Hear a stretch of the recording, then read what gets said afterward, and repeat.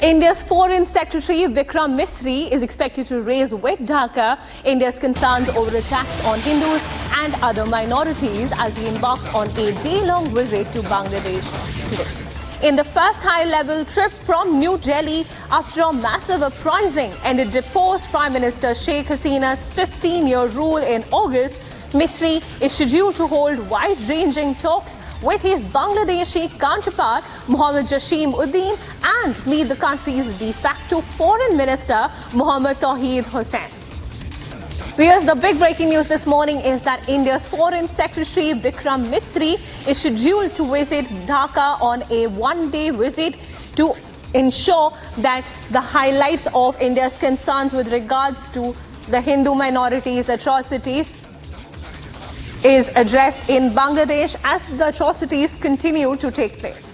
Viewers, at this point, I'd like to welcome Mr. Deepak Vora, former ambassador and diplomat, for joining us today on Republic TV. Good morning, sir. Morning, ma'am. So you have to explain to us now that Vikram Misri is headed to Dhaka. This is the first high-level meeting, so to speak, that is likely to happen. And these are concerns that have been discussed for the last couple of weeks now in India with the atrocities that are being committed. What can we expect on that front? Thank you very much, ma'am. Always a pleasure to be on Asia's Prime Network. And early in the morning, it's wonderful to listen to you, to learn from you. Let me put it across very simply. Foreign Secretary Vikram Misri is an expert in security matters. This is the first official bilateral visit between the two nations since the interim regime took charge in Bangladesh. Now, he can be expected to give a very tough message in private and a more conciliatory one, as is normal with us in diplomacy, in public. 4,000 long kilometer border relations are very, very important, and some of our best diplomatic and defense assets are deployed there. Question, put it very simply, what do we want? We want protection of minorities, especially Hindus and their places of worship that have been attacked several times by Islamist jihadi groups.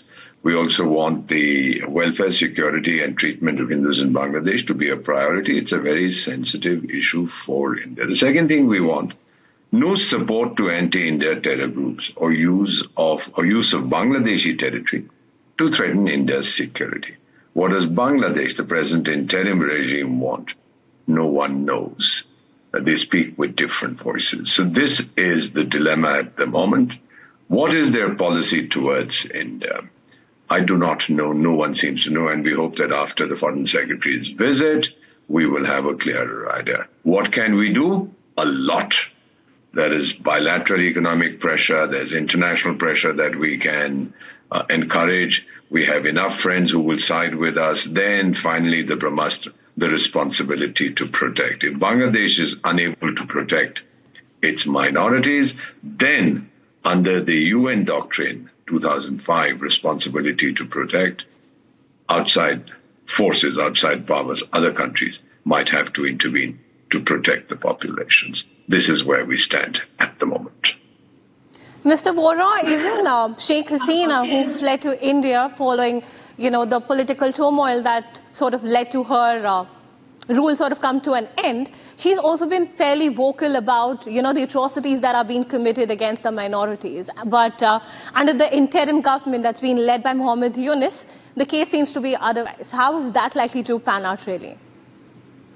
The case seems to be otherwise means that she is speaking out against the atrocity. She was quiet. And now she has really become very vocal. She's mobilizing her supporters in Bangladesh. And there are many.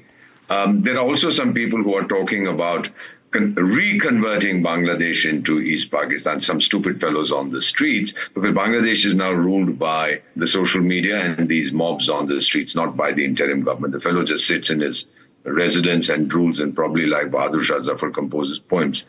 What these jihadi elements, these fellows on the streets, a very small number, is talking about reconverting Bangladesh to East Pakistan. My dear friends, go talk to your parents about what happened prior to 1971. Go talk to what the Baloch are suffering today from the Punjabi-dominated Pakistan. I mean, the Baloch are actually fighting for their survival and their liberation. So don't talk this kind of nonsense that you wish to convert it into an Islamic nation and you want to go back and join Pakistan. That's all rubbish. Ma'am, the reality really is that Bangladesh, the people of Bangladesh want good relations with India. But there is this hardcore element, the Jamaat-e-Islami, etc., who are now part, unfortunately, of the regime, who will try to obstruct the natural course for Bangladesh. They cannot. If I were a Bangladeshi, I would understand I cannot afford to antagonize a rich and powerful neighbor like India. It'll hurt me. It won't hurt India. Rightfully said so, sir. Thank you so much for those inputs coming in as we witness the political and economic turmoil in neighboring Bangladesh. The atrocities continue to take place against the minorities. We'll get you all the details later as well.